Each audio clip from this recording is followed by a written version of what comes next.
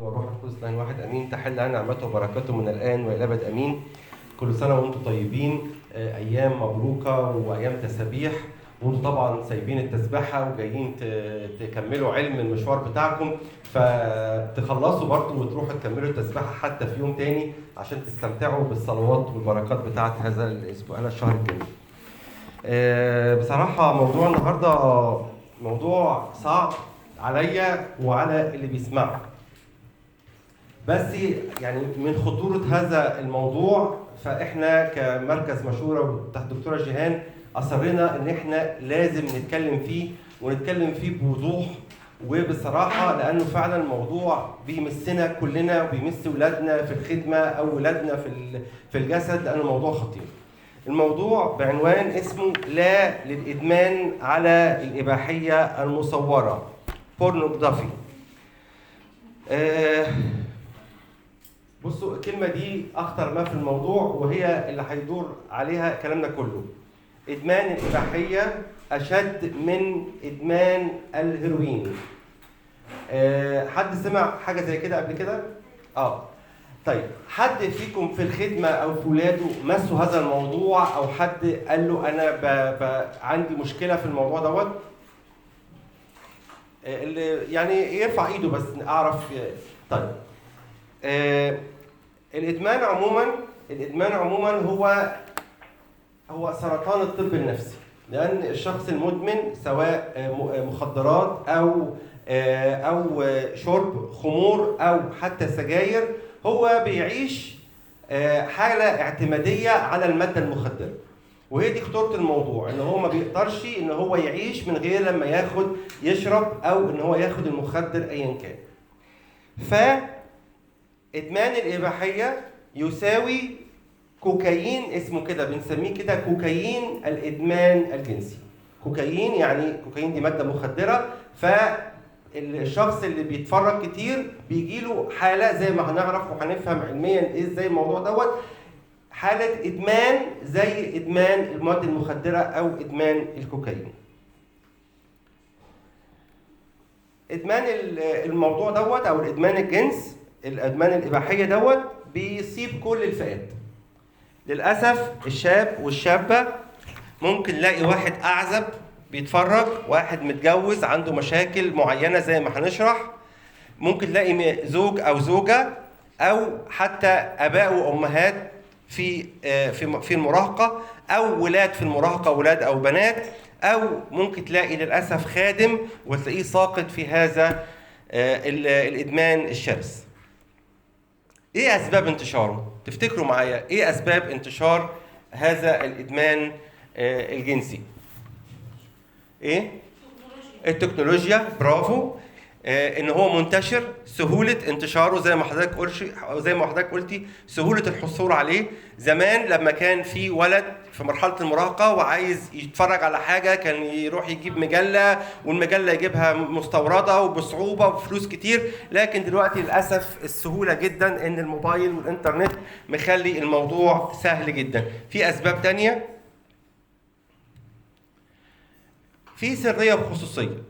يعني لما الولد كان بيروح يشتري سي دي او يشتري فيديو او يروح فبيبقى محرج ان هو هيقابل فلان ازاي وياخد منه الحاجه ازاي، لكن دلوقتي بقى هو بدل عنده انترنت وعنده مساحه، ففي سريه وخصوصيه، وده اللي مخلي طبقات المجتمع اللي احنا شرحناها من اول المراهق لحد للاسف ممكن يكون مسؤول في الكنيسه او كده واقع في هذه المشكله. كمان رخص ثمنه، لو في انترنت ب 20 جنيه هيقدر يخش، لو هو مخه مش مظبوط هيقدر يخش ويتفرج على اللي هو عايزه. للاسف النظام الاجتماعي السيء كان سبب في هذا الموضوع. ليه؟ في مافيا عالميه وموساد عالمي بيدعم هذا التجاره، وهم عارفين ان هم ليهم اتجاه معين وليهم طبقات معينه عشان يبوظوا فكر معين واتجاه معين، وده طبعا فكر من عدو الخير اولا واخرا. لكن في نظام اجتماعي سيء موافق، ونظام عالمي موافق وبيسمح بهذا الاجراء. عشان نتبصر بحجم المشكله، كان 260 مليون صفحه في 2003 زادوا مليون صفحه في 2004. يعني في سنه واحده زاد مليون موقع بالحاجات دي. 68 مليون طلب يومي ان هو حد عايز يتفرج على الحاجات دي. 68 مليون طلب يومي. نسبة الزوار للمواقع دي للأسف 42% من إجمالي زوار الإنترنت. يعني مش عايز أقول إن إحنا في القاعة دي لو 100 في 42 واحد بيطلبوا إن هم يتفرجوا على الحاجات دي. عدد الزوار بيزيدوا كل شهر حوالي 72 مليون شخص. أنا بقول دي من إحصائيات. للأسف الدول النامية أكثر بحثاً على هذه المواقع، وبيتقال إن الدول النامية ما بتنتجش، لكن من أكثر الناس اللي بيبحثوا عن كلمة SEX اللي هي 6 باللغة الإنجليزية. والأغرب إن أول 10 دول تهتم شعوبها بالبحث عن كلمة جنس جاءت 6 دول عربية وإسلامية اللي هي باكستان ومصر والجزائر والمغرب وأندونيسيا وإيران. طبعاً إحنا ما نستغربش ونقول مصر، لا إحنا جزء شريحة كبيرة من هذا المجتمع، ولو في ناس في مصر بيطلبوا البحث عن الحاجات دي فأولادنا واللي بنخدمهم أولادنا بالجسد، إحنا قطاع من هذا الشعب. نعرف بقى تعريف علمي، انتوا ناس بتدرسوا مشورة، وتعريف العلمي للموضوع دوت. ما هو تعريف الإدمان على الإباحية أو البورنوغرافي؟ هو الحالة التي فيها تسيطر على الإنسان الرغبة لمشاهدة المرئيات المثيرة للغريزة الجنسية، سواء كانت تلك المرئيات عبارة عن صور أو أفلام أو مواقع أو إنترنت.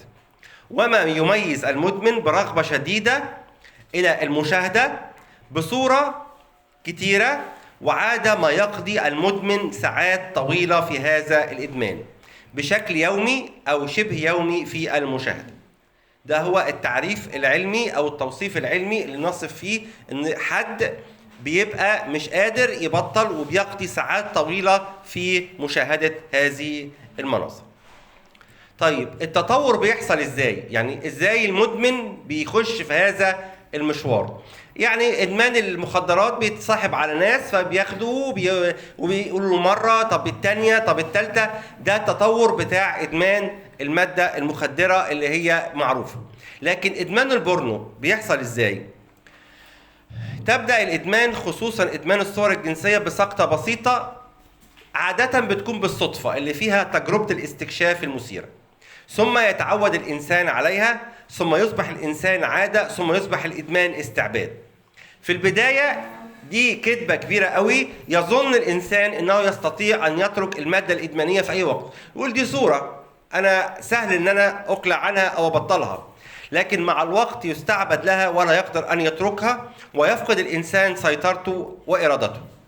بكثرة المشاهدة والتعود على المشاهدة يصل إلى حالة ولع ورغبة جامحة من الشخص أيا كان سنه نحو الإدمان، التي تتطلب الإدمان ده يتطلب علاجا مماثلا لعلاج المادة المخدرة، حيث أن الشخص يعاني من أعراض الانسحاب إذا توقف فجأة. عارفين في الأفلام لما واحد يبقى مدمن ويعزلوه ويبقى جسمه بيهرش ومتضايق ومتقرق، لا، اللي بيدمن المواقع دي بيحصل له نفس الحالة لو ما اتفرجش في الوقت المتعود عليه وفي الوقت اللي بيتعود عليه وبالإثارة اللي هو متعود عليها. للأسف بيجيله أعراض انسحابية زي أعراض المواد المخدرة. من أهم ما يميز إدمان الإباحية هو الإنكار. هو بينكر تماما إن هو مدمن، وبيقول إن أنا ممكن أبطلها زي ما هنشوف دلوقتي، حيث أن الكلمة المعتادة لمدمني الإباحية إنه يستطيع أن يقلع عن هذا الإدمان في أي وقت. الذي يدخل في دائرة إدمان الصور الإباحية هو يحيا حياة اعتمادية على المادة الإدمانية، والمادة الإدمانية في الحالة دي هي الصورة. وفي هذه الحالة الصورة الجنسية إذ يرتبط بالمادة الإدمانية ويفقد حريته ثم نفسه، وفقد حرية البنير وصار عبدا للإدمان. وبعد الإدمان للأسف بيخش في خطايا جسدية أخرى زي العادة السرية أو أي خطايا أنتوا عارفينها عن طريق الإنترنت، وبالتالي يدخل في عبودية للخطية. فالحرية الحقيقية تقودنا إلى الله، والخطية تقودنا إلى إبليس. ده التطور اللي بيحصل لمعظم شبابنا وأولادنا اللي في الخدمة، بيبقى بالصدفة وبعد كده يخش ويتطور زي ما احنا مرة في مرة لحد لما يدمن. طيب اللي بيدمن عنده شويه اكاذيب في دماغه كده بيبرر لنفسه ان هو ايه يخش. بيقول ايه؟ انها صوره، ده خيال. انت يعني متضايق ليه؟ انا ده صوره وليس حقيقه. ويقول لنفسه انا بشعر بلذه خياليه. انت متضايق ليه؟ بس هو ما بيعرفش ان هو بيدمر دماغه وبيدمر الكيمياء بتاعه دماغه وبيدمر حياته واحده بواحده. كمان بيقول انا ما باذيش حد، انا بيني وقاعد قدام الموبايل او قاعد قدام الكمبيوتر وانا مش مضايق حد ولا حد مضايقني.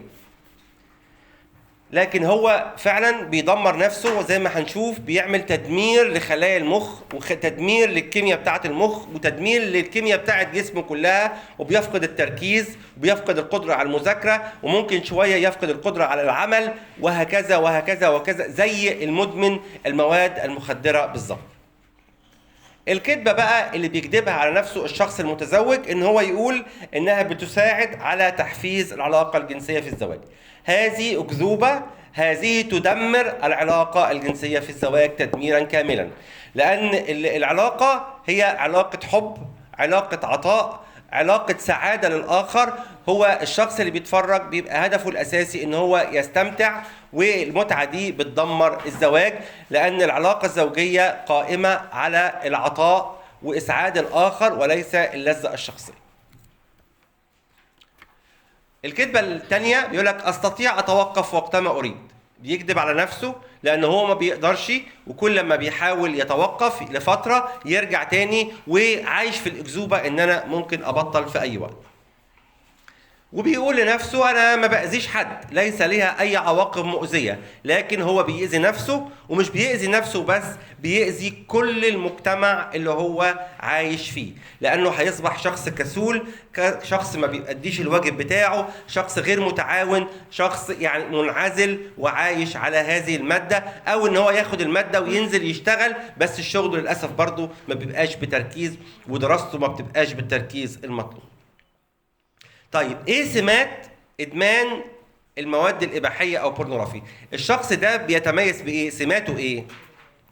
بيتميز بالمشاهده المتكرره لمده طويله، وكل ما الماده كل ما الفتره تبقى منتظمه يبقى عايز يزود، يبقى فتره مشاهده اطول، وبيحصل له محاولات غير ناجحة متكررة للتوقف أو التقليل أو السيطرة على هذه السلوك. يعني بيلاقي نفسه أوت اوف كنترول، ممكن يخش 5 دقايق يقول أنا هخش 5 دقايق، يلاقي نفسه قاعد ساعة واثنين وثلاثة وهو أثير لهذه المشاهد المثيرة.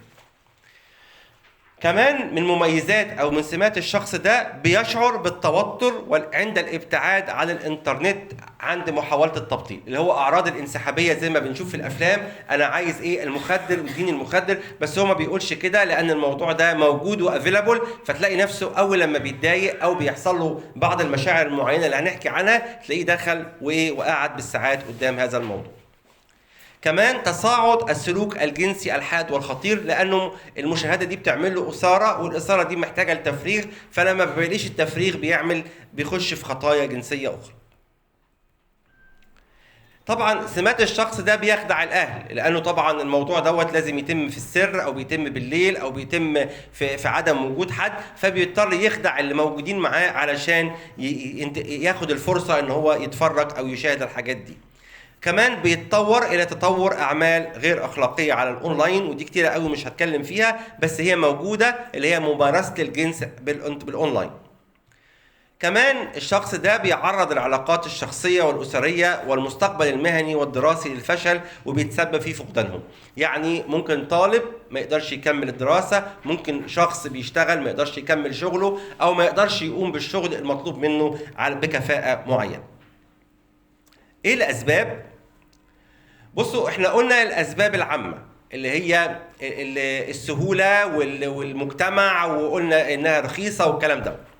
لكن انتوا كناس بتدرسوا مشوره لازم نعرف ان الشخص اللي بيعاني من الادمان عموما هو شخص متألم. لازم نفهم دي كويس قوي، علشان احنا بندرس حاجه اسمها اليو اس اي اللي هي الاكسبتنس والاندرستاندينج والسنسيرلي. لازم نفهم ونقدر الشخص اللي احنا بنتعامل معاه. اول حاجه في المشوره ان انت فعلا تحس ان هو شخص متألم وتقبله بتألمه، وبعدين لما هو تقبله وتتفهمه هو هيثق فيك وهيبدأ معاك رحلة العلاج. ففي علاقة طردية بين الألم الشديد والبحث عن اللذة. فالشخص المتألم هو يبحث عن اللذة للهروب من الألم بتاعه. الألم ده ممكن يبقى وحدة، ممكن يبقى فشل في العلاقات سواء زوجية أو أسرية أو اجتماعية أو في الشغل، أو فشل دراسي، أو طبعا هو عنده فشل روحي مش بيدعمه في الحاجات دي، فهو شخص متألم. يبقى أول سبب من أدمان الإباحية هو الألم والشعور بالرفض. بيشعر بالرفض من اللي حواليه فبيبتدي يتجه إلى اللذة بأي شكل من أشكال. ففي علاقة طردية بين الألم واللذة. كلما زاد الألم ازداد الشخص بحثا عن اللذة لعلاج، طبعا علاج غير صحيح للألم بتاعه. أنا بحب أشرح دي قوي، يعني نشرحها مع بعض كده. هي اسمها دي دائرة الإدمانات. عموما أي إدمان بيبقى الشعور الألم الأساسي هو الشعور بالنقص أو الرفض. فهو مش عارف يعالج دوت، فبيحاول يخفف من الألم بتاعه بالسقوط في الخطية. أي إدمان، سواء إدمان مخدرات أو إدمان بورنوغرافي أو أي حاجة من دي، علشان يخفف الألم الأساسي أو الشعور بالرفض. بعد لما بيسقط في الخطية بيجيله شعور بالذنب. ده ربنا حاططها فينا، إن إحنا بعد الخطية أو بعد المشاهدة أو بعد أي خطية بيجيلك شعور بالذنب. فلما بيجيله شعور بالذنب بيجيله ألم إضافي، ألم السقوط في الخطية وألم الشعور بالذنب، وده بيبقى ألم شديد جدا جدا. فبيحاول محاولات فاشلة لتخفيف الألم. هو مش عارف يعالج الألم الأصلي وعنده شعور بالذنب فجاله ألم إضافي، وبيحاول يحاول مثلا يتوب شوية، يعمل رياضة، أي حاجة، ما بيقدرش. والألم الأساسي مستمر اللي هو الألم ده، فيبتدي برضو الدايرة كبيرة. في وقت من الأوقات ينسى الألم الأساسي ويبتدي بقى سقوط في الخطية، شعور بالذنب، ألم إضافي. تبتدي الدايرة ديت اللي هي دايرة الإدمان، وينسى إن هو أصلاً شخص متألم أو المشكلة الأساسية بتاعته ينساها، ويبتدي في الدايرة الصغيرة ديت اللي هي دايرة الإدمانات. سقوط في الخطية، شعور بالذنب، ألم إضافي، البحث عن اللذة لتخفيف الألم، وهكذا. فدي دائرة الإدمانات. أكيد لما نيجي إدمان تاني أكيد هديلكم، بس دي احفظوها لأن هي ديت اللي هنعالج بيها الإدمان. لازم نكسر الدايرة دي من كذا اتجاه زي ما هنعرف علشان نعالج الشخص المدمن، سواء إدمان بورنوغرافي أو إدمان أي إدمانات أخرى. في واحد خواجة أيا كان اسمه ديفيد ستانفورد، قال شوية حاجات كده هقولها لكم علشان هتساعدنا إن احنا نفهم أكتر. هو جزء شرحناه بس هو هيقولها في نقط معينة. بيقول أن الإثارة التي تحدث عند المشاهدة لأول مرة تمسك بالمشاهد وتقيده وتقوده إلى سلوك إدماني. هذا السلوك الإدماني يزداد عنفاً مع التكرار حتى يصبح من الصعب جداً أن يكسر القيد أو يتحرر منه. وكسائر أشكال الإدمان المختلفة تكون التكلفة باهظة للغاية. بيقول ديفيد ستانفورد بقى كمان، استخدام المواد الإباحية يؤثر على الوقت الذي كان ينفق عادة في الأنشطة الهامة. يعني بدل ما يبقى عنده أنشطة وهوايات وقرايات وخدمة، هتلاقي إن الوقت اتسحب منه واتجه إلى أو مع الأصدقاء أو مع العائلة، يلاقي كل ورق ده اتسحب وانزوى الشخص وبدأ يتفرج. تستخدم المواد الإباحية بشدة عند الشعور بالحزن والقلق والملل والغضب. يعني هو شخص زي ما احنا قلنا متألم، عنده مشكلة ما، فبيبتدي يهرب من المشكلة دي في البحث عن اللذة. استخدام المواد الإباحية كوسيلة لإدارة وتخفيف الضغط العصبي. هو شخص مضغوط فبيحاول يخفف عن نفسه. المحاولة المستمرة والفشل في إيقاف استخدام المواد الإباحية والإصرار على الاستمرار في استخدام المواد الإباحية حتى لما يكون متأكد إن هو بيضر نفسه. يعني هو أدرك في وقت من الأوقات إن هو بيضر نفسه، بيضر اللي حواليه، لكن مستمر في هذا الإدمان وهذا السلوك الخطأ. استخدام المواد الإباحية يسبب الضيق لي وللآخرين. ده كل ده الأخ ديفيد ستانفورد. عندنا دايرة بقى صغيرة لإدمان البورنوغرافي. هو الشخص بيعمل تبرير لنفسه عشان هو طبعا عارف انه بيعمل حاجة غلط، فبيقول شوية تبريرات في دماغه وهنقولها، وبعد كده بيندم، وبعد الندم بيحاول يتوقف فما بيقدرش، فبيسقط تاني ويبرر لنفسه، وتبتدي الدايرة دي هي نفس الدايرة اللي احنا قرناها قبل كده، بس الدايرة دي أكبر على كل الإدمانات، لكن دي الدايرة الخاصة بإدمان البورنوغرافي. التبرير وبعد كده ندم ومحاولة للتوقف فسقوط فتبرير وهكذا. بيبرر بقى بيقول ايه؟ هو بيقول انا تعبت خالص النهارده، انا تعبت في شغلي وتعبت انا من حقي ان انا اكافئ نفسي وان انا اقعد اتفرج واخفف عن روحي. طبعا دي تبرير علشان يبرر لنفسه ان هو يخش يتفرج. طبعا ما انت تعبت، ما تشوف وسيله اخرى ان انت تكافئ بيها نفسك. كافئ نفسك بخروجه مع مراتك، بفسحه مع الاولاد. ليه تكافئ نفسك بحاجه غلط؟ او يقنع نفسه ان الدقائق دي مش هتؤذي، يعني انا هخش بس دقيقتين 3 كده اتفرج وبعد كده ايه مش هضايق حد، وانا كمان بستطيع ان انا اعمل كنترول، انا قوي. وطبعا دي بتبقى كذبه. وان بعض الصور فقط لن تكون مؤذيه. الاربع حاجات دول تبرير لنفسه علشان يبتدي يخش ايه على الانترنت، وممكن يخش على برنامج ثقافي وبعد كده ممكن عظه، وتلاقي نفسه بقى ايه اتسلسل ودخل في الدايره بتاعته مره اخرى. فالشخص بيبحث عن تبرير منطقي يمكنه من الدخول على المواقع ديت، وبعد أن يفتح أول صفحة حتى تصبح الصورة صورا ويجد نفسه في داخل من موقع لآخر، والدقائق قد تصبح ساعات طويلة. يعني ممكن يقضي الليل كله بيتفرج على حاجات الإدمانات. بعد كده يجيله مرحلة الندم. احنا قلنا تبرير وبعد كده ندم، شعور بالذنب لأنه هو حاسس ان هو بيعمل حاجة غلط، ويصل الأمر إلى الاكتئاب واليأس. يعني من الشعور بالذنب لاكتئاب ويأس إن هو مش عارف يبطل. وبعد الندم بيحاول يتوقف، لكن ممكن يتوقف لفترة قصيرة اللي هي أيام أو أسابيع أو ممكن حتى شهور، لكن يلاقي نفسه مع أي ضغط ومع أي ألم حصل له تاني أو أي حاجة مش قادر بتألمه جدا، تلاقي نفسه بيخش مرة أخرى. خلال هذه الفترة يعود الشخص إلى سلوكياته القديمة ويقضي وقتا أطول. يعني بعد ما يحاول يعيش حياة اجتماعية مظبوطة يبتدي ينتكس تاني ويرجع يتفرج على المواقع دي. في مرحلة السقوط يشعر برغبة في العودة إلى رؤية تلك الصور، وخاصة بعد يوم متعب أو ظروف محزنة، وينسى الآثار الخطيرة لإدمان المواد الإباحية، ولا يتذكر سوى دقيقة اللذة التي كان يعيشها، ناسيا أو متناسيا الألم الذي تسبب له ولمن حوله، ويصحب ذلك طبعا بعد عن الله وفتور روحي يفتح امام بابه الافكار الرديئه. هو اصلا ضعيف روحيا او بيعيش تدين شكلي زي ما هندرس، لكن ما بيقدرش ان هو بروحياته ديت او بارادته فبيسقط تاني. الوحده زي ما احنا قلنا، الوحده والعزله غالبا ما تكون هي المشكله ادمان الاباحيه. خلوا بالكم عشان لما نلاقي فيه مشاهده ويجي لنا حد من ولادنا في الخدمه يعترف ان هو بيشاهد، فهو الشخص ده متألم. أنا هحكي لكم قصة صغيرة. كنت في أحد الاجتماعات في أحد الكنائس، وكنت بتكلم عن حياة العفة والطهارة، وتطرقت لدائرة الإدمانات. كان الاجتماع شبه شغب، لأن الولاد كانوا تقريبا بيتكلموا على اللي أنا بحكي عليه، بس أنا طبعا زعقت وانفعلت عليهم وقلت لهم يا جماعة أنا مش هاجي لكم تاني. يعني ما كنتش مبسوط، وكنت بمشي السلايدات علشان أخلص الكلمة. فقلت خلاص العظة دي أو الكلمة دي فشلت 100%. كانوا ولاد إعدادي. ففي الآخر أمين الخدمة قال لي في أسئلة. قلت خلاص سؤالين 3 بعد الهيصة والزنبريطة، وكان في ناس بيتخانقوا ورا وكانت قصة يعني. فوجئت إن تقريبا كل الأولاد سألوا. أنا جالي كمية ورق، روحت البيت حطيتهم قدامي وقعدت أفرزهم. كل الأولاد سألوا، وكل الأولاد للأسف عندهم مشاكل في المشاهدة والعادة وحاجات وحشة خالص يعني.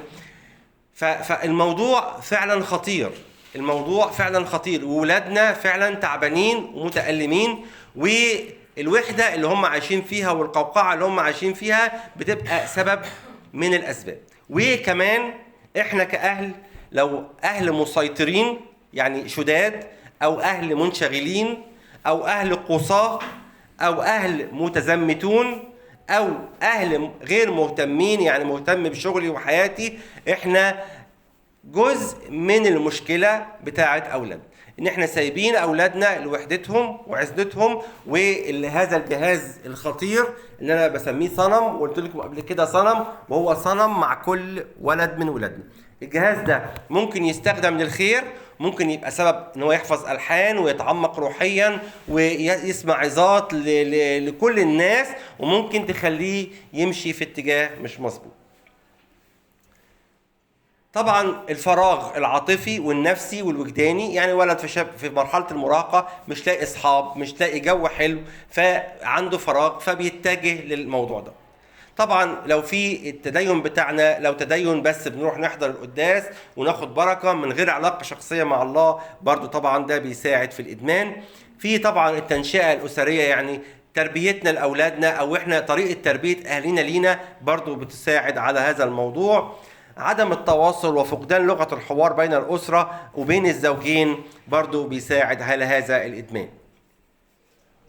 طبعا في بقى عشان انتوا بتوع مشهوره تبقوا فاهمين، تاخر سن الجواز نتيجه الاسباب الاقتصاديه، طبعا ده مش عذر، لكن في شباب كتير غصب عنهم بيخشوا في المواقع دي نتيجه الضغوط وعدم وجود الروحيات الكويسه، غصب عنه بيخش في الحاجات دي. يعني الضغوط الاجتماعيه والمشكلات الاسريه والاحساس بالملل والروتين اليومي في الحياه برضه بيقود لهذا الموضوع. بصراحة فشل العلاقات بيؤدي إلى الإدمان، والإدمان بيؤدي إلى فشل العلاقات، يعني إلى مزيد من فشل العلاقات. يعني لو حد عنده فشل علاقات ودخل في الموضوع دوت، علاقاته بتسوء أكتر، والعكس صحيح. والإدمان بيؤدي إلى مزيد من فشل العلاقات. الفشل في العلاقات الزوجية عموما، في التواصل في العلاقة الحميمة، ممكن يخلي أحد الزوجين يخش في الموضوع دوت، أو إن هو يهرب من العلاقات الاجتماعية ويخش في الموضوع دوت. للأسف كمان اللي بيجي لهم تجارب جنسية مبكرة، ولاد يتعرضوا لتحرش أو إيذاء أو حاجات زي كده، الحاجات دي بتنطبع في دماغهم وبتصير عندهم الغرائز، وبتساعدهم في سن معينة إن هو فضوله عايز يشوف إيه اللي حصل له وإيه الموضوع دوت، فبيخليه يخش في إدمان البورنوغرافي. طبيعة الأخطار المحيطة بهذا السلوك والنتائج والخسائر، أنتوا تقولوا إيه بقى؟ إيه الأخطار اللي بتسببها هذا الموضوع والخسائر اللي بتحصل نتيجة عنه؟ تساعدوني في حاجة صغيرة؟ اتفضلي. أولاً المدمن على الحاجات دي ممكن يتحول بعد كده اللي هو المتحرش بعد ما كان هو برافو ضحية للعزلة برافو. الموضوع بيتطور معاه لممارسة تحرش في الأتوبيس، تحرش في الطوابير، في الحاجات دي، لأنه طبعا كميته مش متظبطة وبيتفرج على حاجات مثيرة، فعايز ينفذ بأي طريقة صح بأي طريقة غلط. اتفضل. حاجة تانية؟ برافو، بيدي فشل للحياه الزوجيه، وبيبقى عنده احساس كاذب ان دي فيها اثاره، لكن الاثاره دي بتدمر الحياه الزوجيه تماما، لان الصور دي متفبركه. اي مشاهدات، ودي بنقولها للاولاد اول حاجه، يا ابني الحاجات دي افلام مفبركه وغير حقيقيه وغير واقعيه، وهو ما الهدف منها ان هي بتجتذب وبتشد قطاع من الناس للاثاره وخلاص. لكن العلاقه الزوجيه مش كده، والعلاقه فيها طهاره وفيها قداسه وفيها نمو وفيها حاجات كتيره، وان الاتنين واحد، وان اللي بيحصل ده غير حقيقي وغير بيدمر العلاقه الزوجيه فعلا. ايه تاني؟ اتفضلي.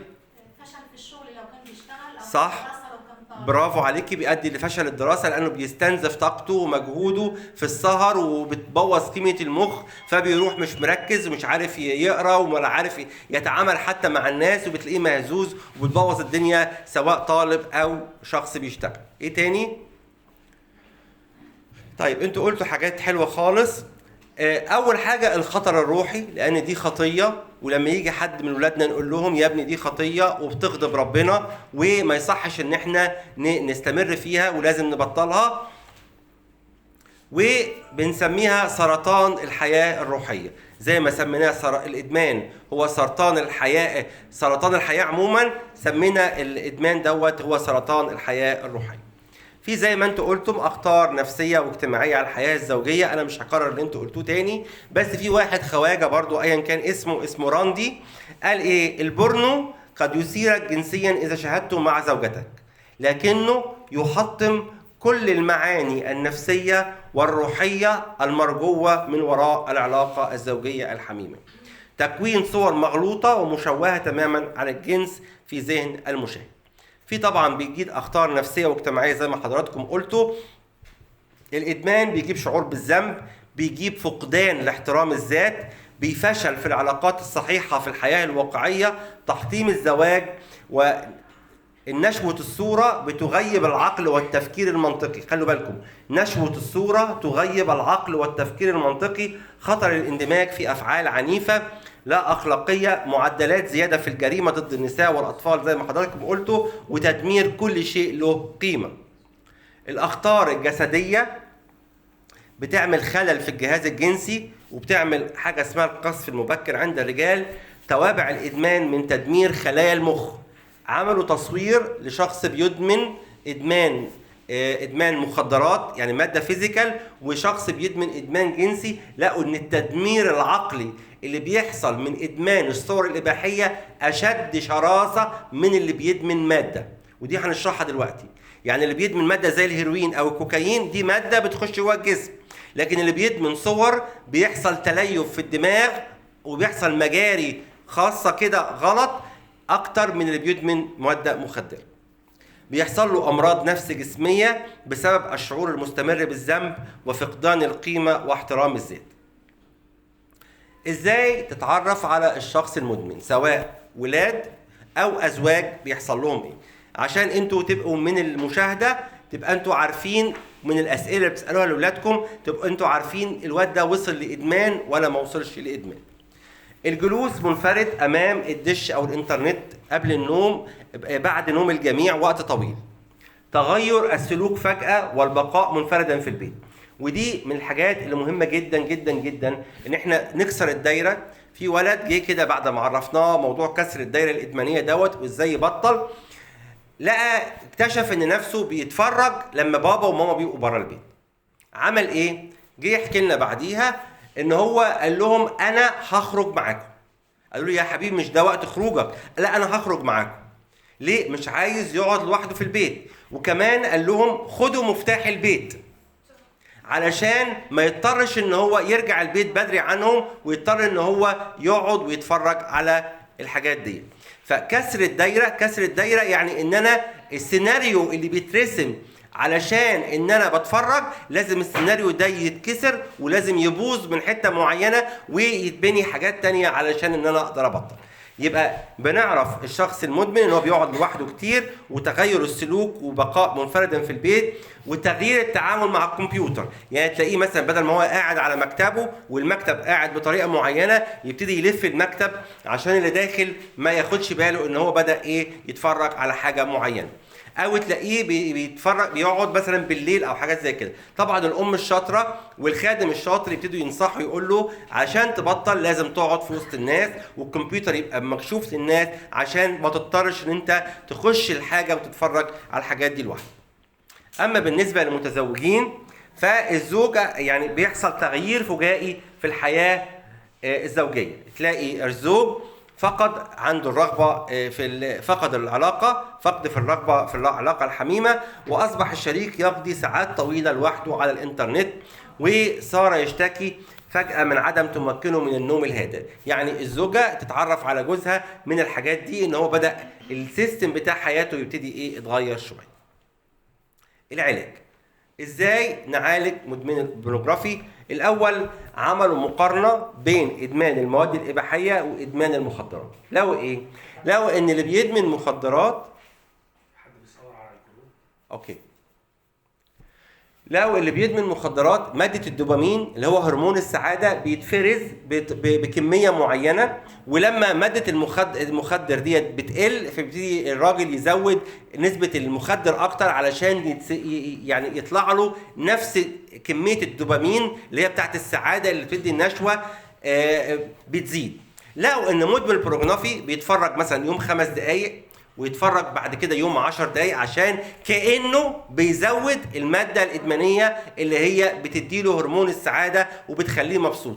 فمن 5 دقايق ل10 دقايق لساعة لساعتين ل3 ل4 ل5 ل6 ممكن يقعد طول الليل يتفرج عشان تجيله نفس الكمية اللي كانت بتفرز من 5 دقايق.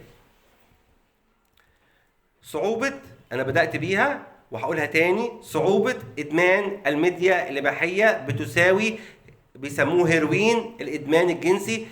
بتاخد صعوبة أكتر في الشفاء من الإدمان المادة المخدرة. ليه بقى؟ بيقول لك الحواس العين والأذن هي بتدخل هي مدخل. بص، اللذة المصاحبة للمشاهد ترسل رسالة إلى الجزء العصبي الكيميائي للمخ، تتحول إلى شفرة كيميائية تحدث انطباعا على خلايا الذاكرة وتحرق أجزاء من المخ بالذاكرة. تسمى العملية طبيا تأثير التوكسين الشهواني. تأثير التوكسين الشهواني، يعني تخيلوا إن الصورة بتتحول لمادة في الجسم أو بتغير من كيمياء الجسم وبتدي سعادة، فبتخش على الدماغ بتعمل حرق لأجزاء من خلايا المخ. فهو حاجة صعبة جدا جدا جدا. طبعا في شفاء، بس الطريق بيبقى طويل شوية وبيبقى فيه صعوبة شوية. زوال سمية المواد المخدرة بيكون أقل صعوبة من محو الصورة من الذاكرة. عشان كده هناخد بقى علاج معرفي وعلاج سلوكي وعلاج حاجات كتير قوي وعملية نقاء عشان نبتدي نخش في عملية العلاج. علاج مدمني المواقع الجنسية أصعب بكثير من علاج مدمني الكوكايين. أكد الباحثون وأطباء نفسيون أن الاعتياد على المشاهدة الإباحية يؤدي إلى حالة من الإدمان أخطر من إدمان الكوكايين، ويؤدي إلى اضطرابات نفسية وجسدية بدرجة مدمرة خطيرة جدا. وأقر مجلس الشيوخ الأمريكي ولجنة العلوم والتكنولوجيا والفضاء الكلام ده. هنعالج على 3 محاور. المواجهة لمن سقط، لازم لو كان ابني مدمن وأنا اكتشفت هواجهه بطريقة معينة نتعلمها مع بعض، أو إذا كان جوزي هواجهه بطريقة معينة نتعلمها مع بعض. وكمان نعمل وقاية والعلاج لمن سقط. يبقى 3 محاور هنتكلم فيهم: المواجهة والوقاية والعلاج. الخطوات: لازم أكسر الدايرة الإدمانية. الدايرة اللي احنا شرحناها دي مع بعض لازم أكسرها من عدة جوانب، وجانب واحد مش هيكون كفاية. احنا قلنا المشكلة الأساسية اللي هي الألم أو الشعور بالرفض. لازم هتعامل مع الموضوع دوت في الأساس. يعني لو أنا ما عالجتش أصل الموضوع، كل اللي احنا بنتكلم فيه وكسر الدايرة الإدمانية مش هيكون ليها نفس التأثير في العلاج. لعلاج السلوكيات الإدمانية نحتاج إلى بناء الشخصية والتعامل مع الرفض والنقص وفقدان الهوية والمعنى والألم الداخلي دوت، لأن الألم ده هو زي ما احنا قلنا هو السبب إن هو الراجل بيروح يبحث عن اللذة.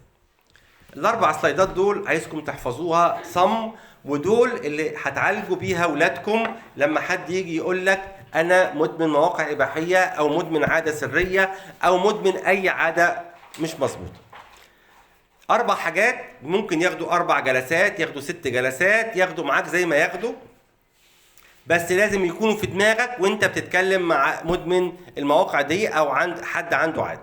هتكلم على غلق النوافذ، هنتكلم عنها. تغيير السيناريو، قلنا عنها جزء بسيط. الاغتسال من المخزون، التوبة والاعتراف. ايه بقى القصة دي؟ غلق النوافذ هقول له لازم تمنع نفسك عن المشاهدة، لازم تمنع الانترنت. هيقول لك انا بيجي لي حاجات الدروس، وطبعا دي الحجه اللي هي ما بنقدرش نقولها. هنقول له خلي عندك الواتساب بس، وشيل الفيسبوك، شيل الانستجرام، شيل الجوجل، شيل كل حاجه وخلي حاجه الدراسه بس. لو عرفت تخلي حد في البيت هو اللي يتواصل على الدروس ويبلغك يكون كويس. لازم غلق النوافذ، غلق اي نافذه تيجي المشاهدات، لان هو ده بدايه العلاج، وهو ده هيلاقي فيه شويه صعوبه في الاول، بس بيبقى الولد محتاج حد ياخد بايده لما بيبقى زهقان وقرفان وتعبان وحاسس ان الدنيا بتضيع منه. فلازم نقول له اول حاجه غلق النوافذ. تاني حاجه تغيير السيناريو، نتكلم مع الولد ونعرف منه الموضوع ده، المشاهدات دي بتحصل ازاي؟ هل بعد لما هم يناموا؟ هل لما بيخرجوا؟ هل هو قاعد لوحده طول النهار في البيت؟ فلازم نقول له حبيبي لازم تغير السيناريو اللي بيحصل. لو انت بتقعد لوحدك حاول اول لما الفكر ده يجي لك تروح تلعب رياضه، تخرج مع اصحابك. السيناريو اللي بيحصل ان انت تقنع نفسك مثلا هخش اتفرج على حاجه روحيه، ومن الحاجه الروحيه الماتش كوره، وبعد الماتش كوره خش ازياء، وبعد الازياء الاقي نفسك دخلت على المواقع دي. لازم السيناريو ده يتغير.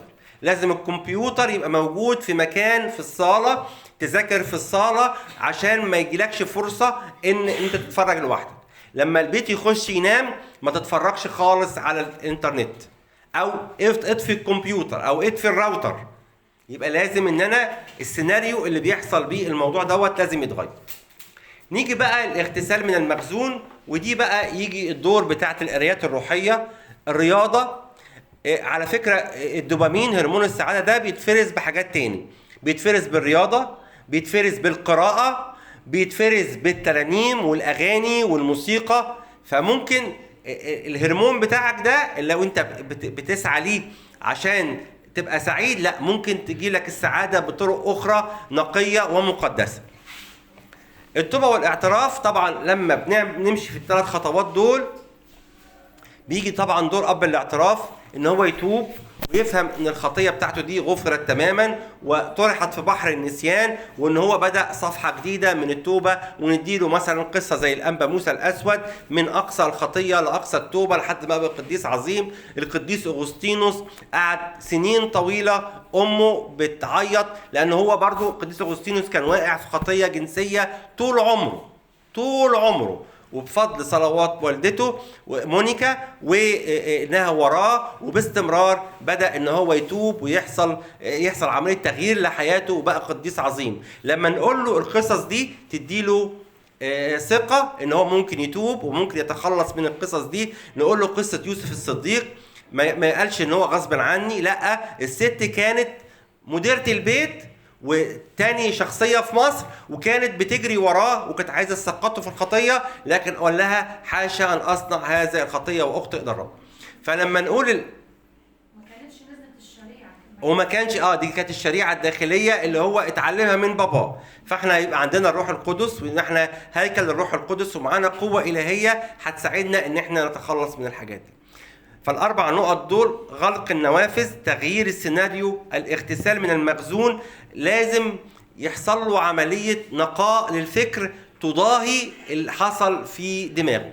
وهو طبعا هيعاني شوية من المناظر موجودة، هنقول له معلش هتروح باستمرار، هتروح بعد شوية لما نتعمق أكتر ولما ننشغل أكتر ولما نبعد عنها هتبتدي الحاجات دي تروح. أنا عارف إن الموضوع صعب زي ما أنا قلت في الأول، بس الموضوع فعلا خطير وبيمس قطاع كبير جدا من أولادنا سواء إعدادي أو حتى كبار أو متزوجين.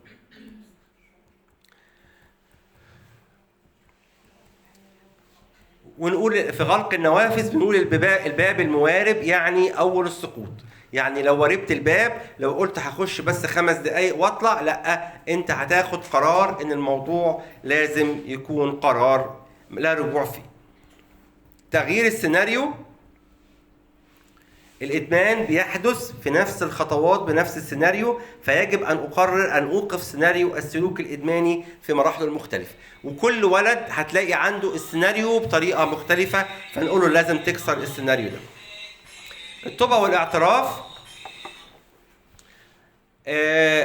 والتعامل مع الشعور بالذنب، لأن الشخص فعلا اللي بيقع في الخطية الشعور بالذنب بيؤرقه وبيحس إن هو ربنا مش هيسامحه وربنا مش هيغفر له، لكن ده بيبقى كله من عدو الخير علشان يعطله عن إن هو يستمر في الطريق بتاعه.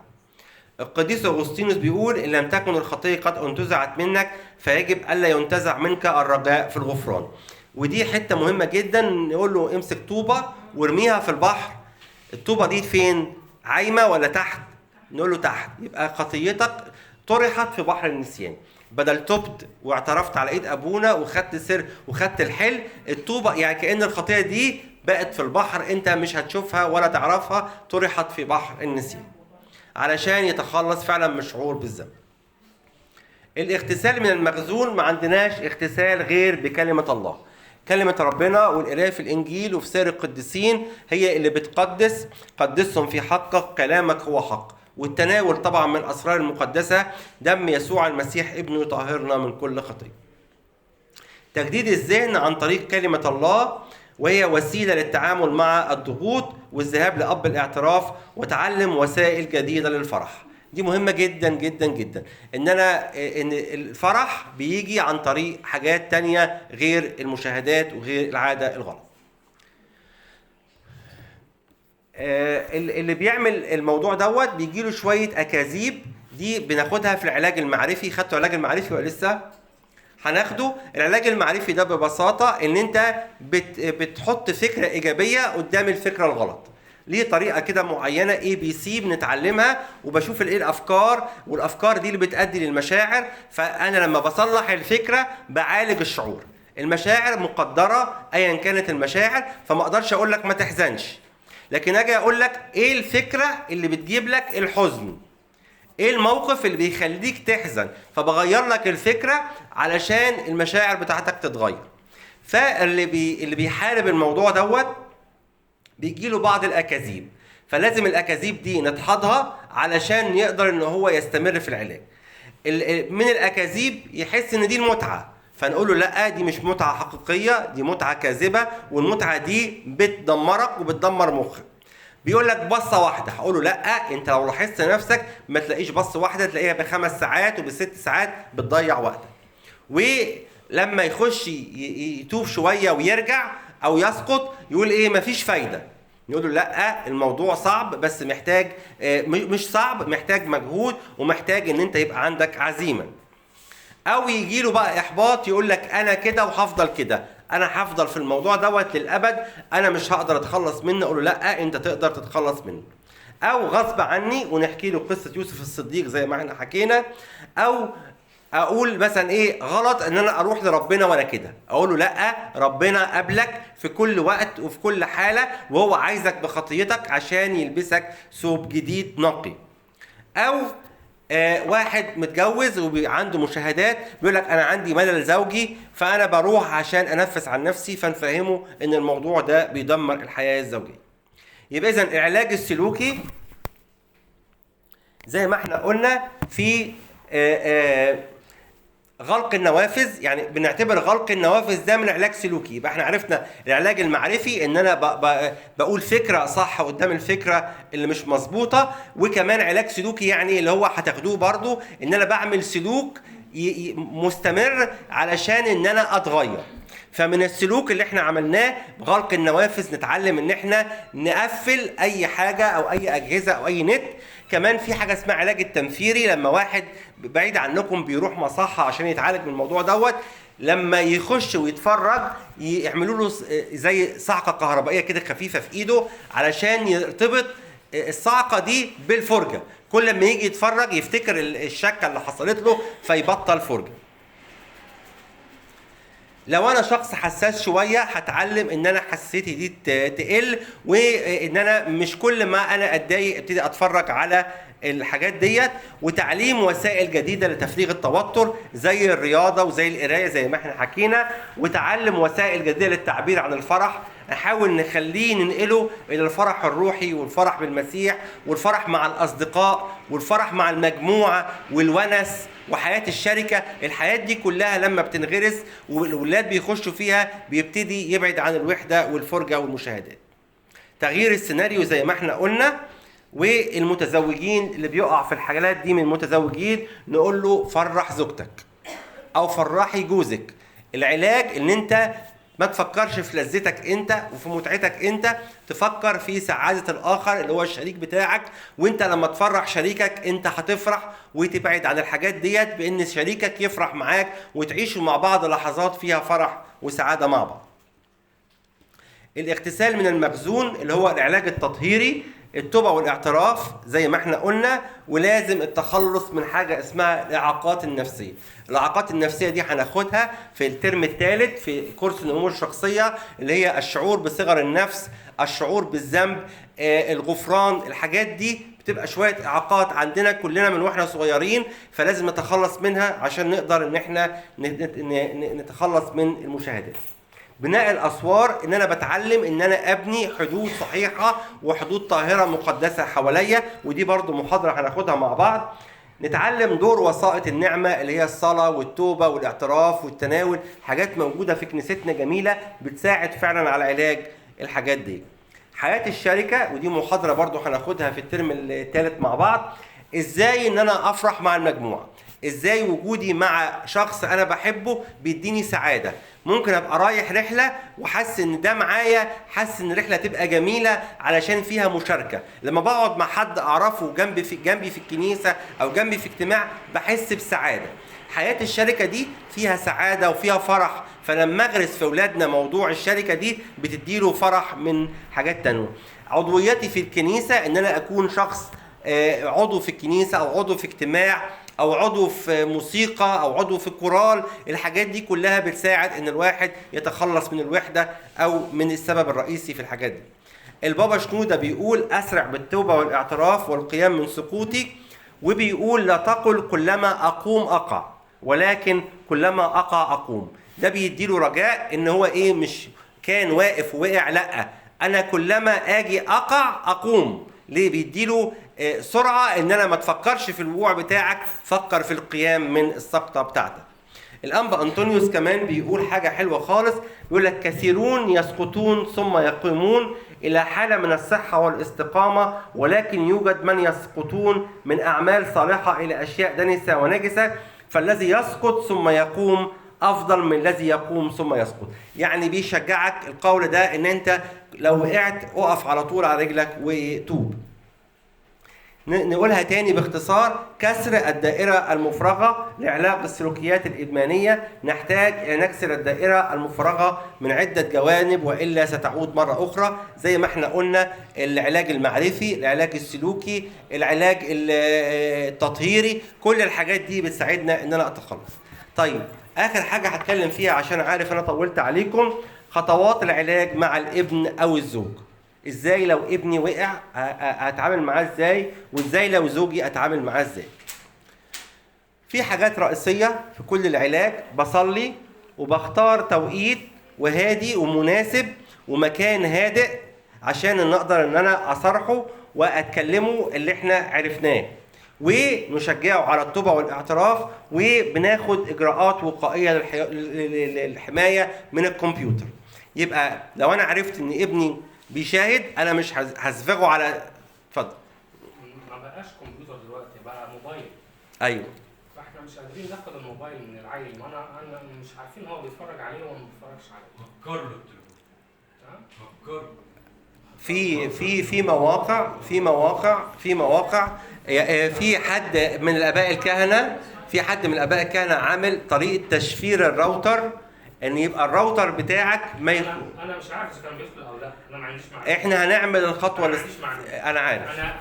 انا كل اللي بعرفه ان هو بيدخل على لعب هو وزمايله او اصحابه.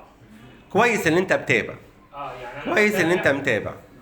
بلاقيه بيلعب العاب مع اصحابه. وفيها ضرب نار ومش عارف ايه وحاجات زي كده. تمام. بيتفرج على فيديوهات، بيتفرج عليها على التلفزيون. لما بسيبه براحته وما بقدرش يعني وقت استراحه ليه، فبروح يتفرج على التلفزيون. تمام. لكن هل بيتفرج على الحاجات الاباحيه دي او لا؟ ما اعرفش. او احتمال لا. هو يعني لو في تغير فجائي للسلوكيات دي لازم ناخد بالنا منها. لازم يبقى في مصارحه بيننا وبين ولادنا. برضو التوعيه مهمه، ان انا اقول له خلي بالك ان الحاجات دي غلط، ولو في حاجات ديت انا مش هبقى زعلان منك، انت راح تروح لاب اعترافك وتتوب. يعني جزء، يعني احنا مننا يبقى في جزء من الصحوبيه بيننا وبين ولادنا، وتوعيه في قعده لطيفه. كمان ممكن الموبايل ممكن يستخدمه بره البيت، لانه الموبايل اصلا عليه نت. انا عارف والله، صدقني. ممكن بره البيت وهو رايح الدرس، لو قعد نص ساعه مع اصحابه والاصحاب بقى بيتكلموا مع بعض، فممكن يتفرجوا مع بعض. الموضوع صعب، انا عارف الموضوع صعب، محتاجه توعيه ومحتاجه صحوبيه مع اولادنا، ومحتاج متابعه للسلوكيات بتاعتهم، هل هي سلوكيات نورمال ولا حصل دروب في السلوكيات، وربنا يعيننا كلنا. بس الخطوه المهمه اللي احنا ممكن نعملها في البيت، بنخش على الراوتر بطريقه معينه بتمنع او بتحجب معظم المواقع اللي مش كويسه انها تخش بولادنا من المصدر. ممكن في حد متخصص ممكن يعمل. ايوه ممكن. يعني بتخش حضرتك ممكن تعملها، بتدخل مش عارف 0092 مش عارف ايه كذا كذا كذا، بتبقى ليه طريقه معينه. انا عملتها مع اولادي، او ولادي بصراحه لما جم يقنعوني بالنت وانا قلت لهم انا خايف على النت علشان كذا، هم قالوا لي بابا احنا هنعمل. وهم دخلوا وعملوها. اي نعم ممكن يكونوا غيروها من ورايا، بس ده بس هو ده الاتفاق اللي كان بيننا. اتفضل. يعني نعالج المشكله من الجذور زي ما حضرتك قلت، يعني ان انا اتعامل مع الطفل او ان انا اشبع الطفل بحاجات ثانيه بألم مواهبه وحاجات. ممتاز. انما التهكير او الحاجات دي مش هتقضي معايا. ليه؟ لان معلش يا دكتور بقى لو هكرت حاجه الحاجات دي منتشره في سوريا يعني زي الملح. يعني برافو. حتى الجيمز برافو. بتجيب العاب، بتجيب قصدي اعلانات حاجات اللي هي برافو برافو. بص اللي انت بتقوله ده الايديال، وان انا اصاحب ابني وان انا اعرف هو بيتفرج على ايه وان انا اخش اتفرج معاه، ده الايديال. بس الخطوه اللي مش هتضر حد ان انا اخش على الراوتر واعمل الخطوه دي سواء بموافقته او زي ما انا عملت او 50%. انت بتعمل اللي عليك كأب. وغلط ان انا يبقى ابني مثلا 3 سنين واسيب له الموبايل يتلهي فيه عشان انا اقعد اشتغل في المطبخ. ما هو مش عارف، انت مش عارف هو ال3 سنين ده اتفرج على ايه ووصل لحد فين. دي برضو حته خطيره. ما تديش الطفل موبايل فيه انترنت واسيبه، لا انا افرجه على حاجه في مثلا سات 7 فيلم روحي او ترنيمه روحيه وابقى انا عارف. لكن انا الهي الطفل عيل قد كده واسيبه منه للنت، حرام. انا كده بضر ابني. فاحنا في جزء زي ما حضرتك قلت مهم جدا ان انا اصاحب ابني وان انا اخرجه من حاله الوحده وكل ده تمام، لكن برضو ان انا ما ارميش الموبايل في ايد ابني وفي نت وهو صغير.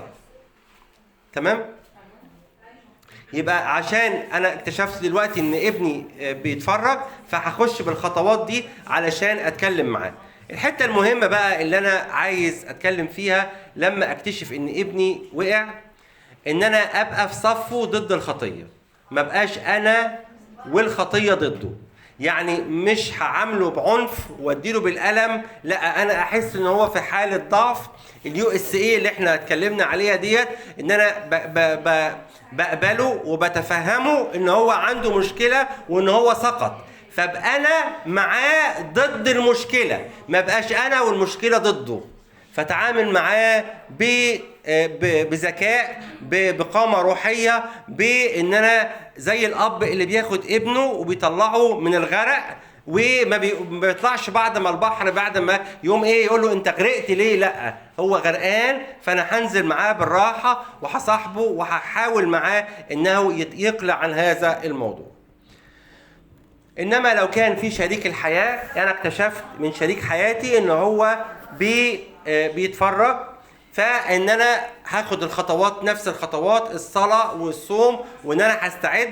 بعد كده ليس من الحكمه المواجهه المستعجله، يعني ما بستعجلش في ان انا اصارحه، بس ببدا بالصلاه والصوم لبضعه ايام، واختار وقت مناسب نكون لوحدينا، ما يكونش الولاد معانا، وممكن نطلع بره نتغدى في حته علشان نقدر نتكلم، وان الجو يكون مهيئ نفسيا، يعني ما يكونش بينا خناقه وانا هخش على الموضوع دوت يبقى الخناقه هتزيد.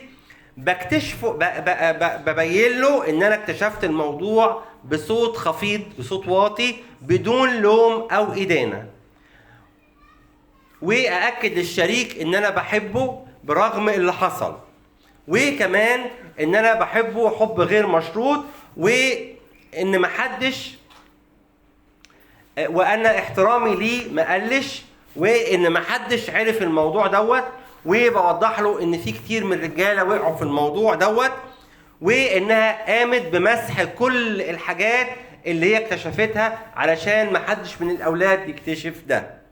وانا معاك وبساعدك ان انت تعدي الازمه دي على خير. دي الطريقه اللي هم كتبوها في الكتب، واعتقد دي طريقه ايديال جدا، ان انا بصارح جوزي وبكشف له ان انا اكتشفت باسلوب من الاحترام والحب، وان انا معاه علشان يعبر هذه المشكله. في طبعا حالات صعبه بتحتاج الى علاج دوائي، يعني بيحتاج الى شويه حبوب ادويه علشان تعالج الكيمياء اللي باظت نتيجه المشاهدات دي. بنلجأ ليها لما يعني كل الطرق بتستنفذ، ببتدي اروح لدكتور واقول له على الموضوع، بيبتدي يوصف علاج معين، مش اي حد بيوصفه، الدكتور هو بس اللي بيوصفه عشان يساعد ان الكيمياء بتاعه الدماغ ترجع تاني. وفي خطوات للشفاء بره او في بعض المجتمعات بيعملوا زي جروب ثيرابي للي حصل لهم الموضوع دوت وخفوا، عشان يساعدوا اخواتهم في الشفاء، وبيسموه برنامج ال 12 خطوه. اخر حاجه هقولها آية في سفر اللاويين عشان تبين ان موضوع الصور الإباحية ده موجود في لاويين. بيقول ايه؟ فتحفظون شعائري لكي لا تعملوا شيئا من الرسوم الرجسة التي عملت قبلكم ولا تتنجسوا بها أنا الرب إلهكم. يعني ربنا بيقول لهم ان كان في رسومات تقريبا على المعابد او في اوراق البردي او حاجه زي كده كانت موجوده من قديم الازل. عدو الخير بيطور نفسه من جيل لجيل وبيجيبها بطريقه صعبه جدا علشان يحارب اولادنا. واشكركم جدا واسف على الاطاله.